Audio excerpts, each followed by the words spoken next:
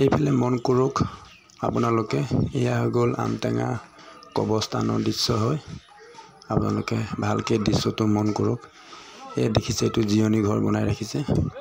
আজি এই আমাৰ চিন্দেই বংশৰ এজন ল'ৰা মৰিলে, সেইকাৰণে আজি এয়া কবৰস্থানত আজি অন্তিম সঞ্চাৰ কৰিবলৈ সকলো লগৰ বন্ধু গাঁও জ্ঞাতি উপস্থিত আছে। এয়া দেখিছে, এয়া আপোনালোকক দেখাইছোঁ। আপোনালোকে ভালকৈ দৃশ্যটো মন কৰক।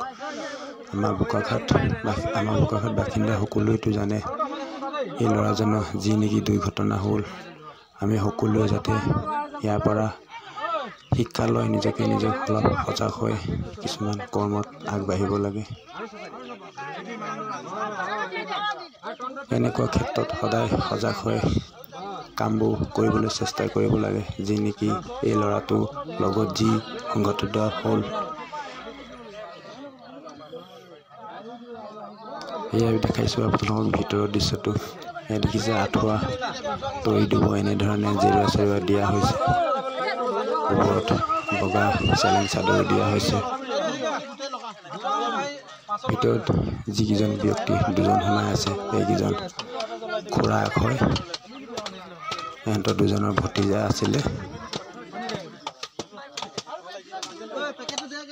সকলোৱে এয়া জেৰুৱাখন ভালকৈ ভেটি দিছে। যি নেকি জেৰুৱাখন যদি নাথাকে বহুত অসুবিধা হ'ব। কুকুৰ, শিয়াল এনে ধৰণৰ জন্তু আহি নিশ্চয় খানিব পাৰিব। সেইকাৰণে এইটো সুবিধা কৰি দিয়া হৈছে, যাতে জেৰুৱাখন মজবুতকৈ থাকিলে গাহৰি হওক, কুকুৰ হওক অনিষ্ট কৰিব নোৱাৰিব। চাওক, এনেকৈ ধুনীয়াকৈ আঁঠুৱাখনো তৰি মেলি দিছে, যাতে তাৰ মনত দুখ বেজা যাতে হ'ব নালাগে। আৰু যি নেকি নিয়ম নীতি মাজেৰে এনেকৈ তাক শ্ৰদ্ধা প্ৰেৰণ জনাই আজিৰ পৰা তাক বিদায় দিব। যদিহে ভিডিঅ'টো ভাল লাগিছে, আপোনালোকে ইমান যে শ্বেয়াৰ কৰি দিয়ক। সকলোৱে এই ভিডিঅ'টোৰ মাজেদি নিজৰ জীৱনটোৰ কথা, কেনেধৰণে চলিব লাগে, কেনেধৰণে নিজৰ জীৱনটো পাৰ কৰি এদিন এনেকুৱা সমস্যাত লাষ্টত জেৰুৱাখনতো এনেকৈ কাপোৰ মেৰিয়াই দিছে।